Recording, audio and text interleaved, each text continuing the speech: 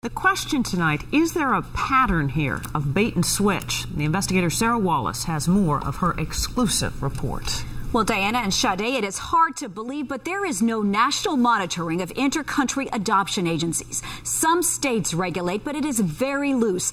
And internet postings have created a whole new issue. But the internet also allowed families connected with one controversial adoption agency to find each other. Now the director is missing and a criminal investigation is underway. And I thought, could this be my child? Because it sure does look like my child.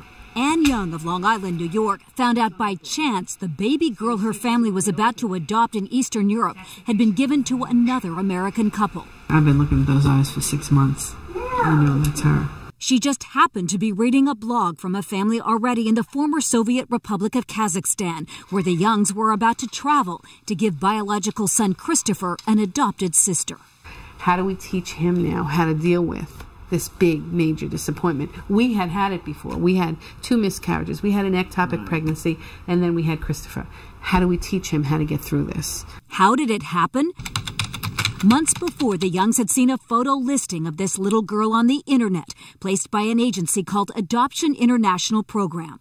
And then I came upon photo listings. I happened to see this child, and I said, let me see. I myself was adopted. So it was time in my life where I could give back. They contacted AIP's director, Orson Moses, seen here in personal photos he recently posted on Match.com, claiming he's now estranged from his wife, who's also the co-director of the agency. Our investigation found that AIP operates out of this multi-million-dollar estate the couple owns in Santa Barbara, California. Orson said, no problem, she can be yours, I will hold her for you.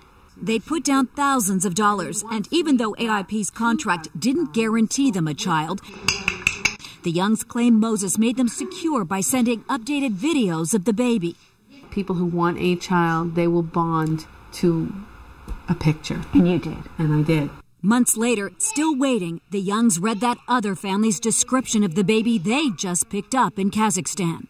So I emailed Orson and I said, please tell me that the family that is over there right now adopting this child is not adopting my child. And his only comment was, I'm sorry, a big mistake was made.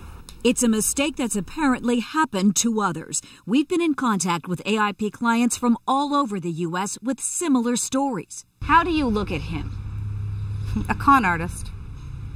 Someone that preys on people's hopes and dreams. Ann Reese is an adoption advocate. An intermediary that says, we can get you a child, much less a specific child whose picture is either posted on the internet or given to you in person, is just false. There's no federal oversight of intercountry adoption agencies, which are now increasingly using the internet.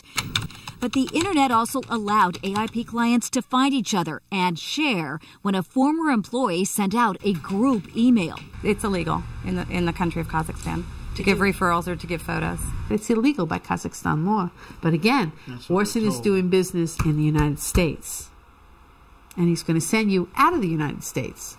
He's got the best of both worlds. Our investigation revealed that Moses was previously fired from a Texas adoption agency and then sued for allegedly abusing clients, screaming at them, and even threatening to delay their adoptions. The suit later dropped.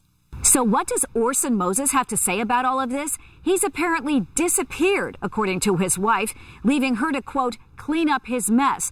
But she refused to go on camera with us, even after we came all the way here to California to try to get some answers for clients.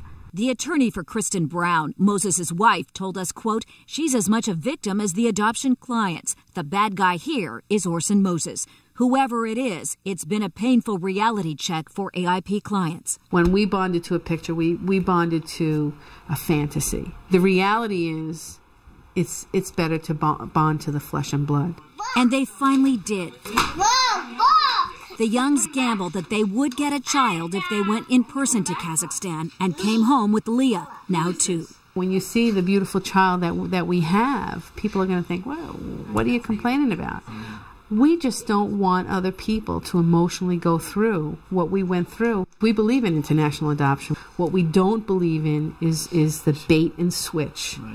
And that is the point here. While the Santa Barbara DA's office launches a criminal investigation, several of the clients are now hiring a civil attorney to sue for misrepresentation and